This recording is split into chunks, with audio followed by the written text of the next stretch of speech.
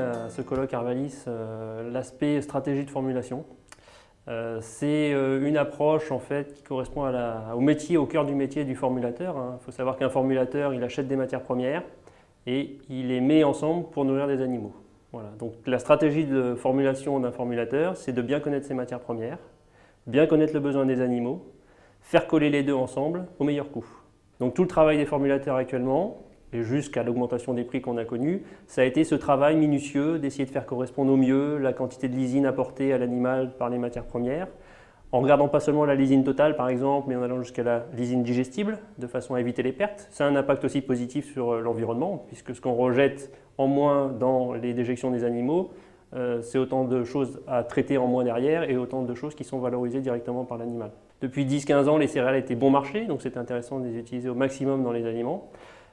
Et puis aujourd'hui, voilà, catastrophe entre guillemets, l'ensemble des matières premières voient leur coût augmenter. Donc les seules solutions qui peuvent exister derrière ça, c'est de répercuter cette augmentation de prix sur l'ensemble de la chaîne. On ne peut pas demander à un éleveur ou à un fabricant d'aliments ou à un industriel de l'aval de prendre en charge à lui seul ce surcoût. Il faudra qu'il soit répercuté à un moment ou à un autre au niveau de la vente. Concernant les matières premières nouvelles dont on pourrait disposer pour essayer de diminuer ce coût, là encore, il n'y a pas vraiment de recette miracle. C'est-à-dire qu'un formulateur, un fabricant d'aliments, aura toujours intérêt à disposer du plus possible de matières premières. Mais d'un autre côté, le fournisseur de cette matière première-là, il a une idée de la valeur de son produit. Et donc, il n'y a aucune raison qu'il la dévalorise en la bradant. Ça serait l'intérêt du fabricant d'aliments. Mais quand on sait qu'un blé vaut 200 € la tonne, un soja 350, une drèche de blé par exemple, il n'y a pas de raison qu'elle soit vendue à 100 € la tonne. Ça, je pense qu'un industriel qui produit de la drèche de blé, même si c'est qu'un sous-produit de son activité, il le sait.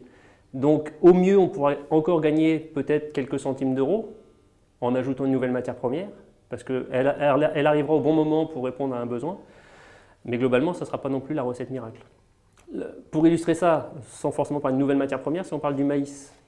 En France, au cours de la campagne précédente, les prix du maïs étaient relativement élevés. Il y avait plus ou moins de la rétention de la part des organismes stockeurs ou des vendeurs. Donc les fabricants d'aliments, ils sont allés chercher du maïs au Brésil ou en Argentine pour le ramener quasiment à un coût légèrement inférieur à ce qu'ils auraient pu avoir sur le marché français, mais pour montrer qu'ils étaient capables d'aller chercher des matières premières à l'extérieur. Donc finalement, ils n'ont pas gagné beaucoup d'argent, on va dire, en direct en allant chercher ces matières premières-là, mais ils ont fait baisser de manière indirecte le prix des matières premières du maïs local. C'est le même principe avec une nouvelle matière première qui apparaîtrait, les drèches de blé, les drèches de maïs, qui par leur présence et la nécessité d'écouler ces volumes, feraient mécaniquement baisser le prix des autres matières premières. Si on supprime le transport, si on le rend économiquement non intéressant, il y a relocalisation des productions, c'est évident.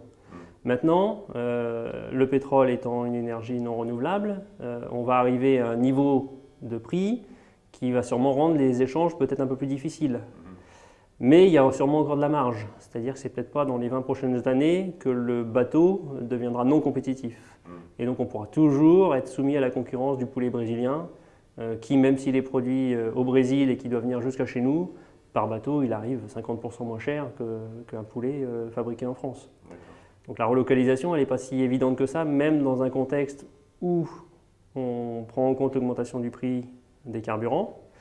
Elle est peut-être plus facilitée si le politique prend des décisions, impose des contraintes, des normes d'empreinte carbone, si on veut, pour les produits, aussi bien les produits finis que pour les matières premières, qui pourraient inciter, mais ça serait de manière des taxes, on peut dire, à favoriser tel ou tel type de production. Donc finalement, le fabricant d'aliments, demain, il va être amené sûrement à prendre en compte l'empreinte écologique, le poids de gaz à effet de serre de ces matières premières-là, de façon plus ou moins contrainte. Et peut-être qu'il est temps pour lui d'anticiper dès aujourd'hui, de façon à le valoriser auprès de sa clientèle, donc avoir un discours marketing par rapport à ça, de façon à prendre le leadership par rapport à d'autres fabricants d'aliments. Donc je pense que là, il y a effectivement des travaux qui sont faits, qui sont à faire et qu'on va pouvoir essayer de simuler grâce à nos outils notamment pour essayer de voir l'impact que peut avoir la prise en compte de ces nouveaux critères. Alors c'est plus nutritionnel, c'est l'impact environnemental d'un produit, sur donc cet impact sur le bilan matières premières nouveau qui se dresserait en France.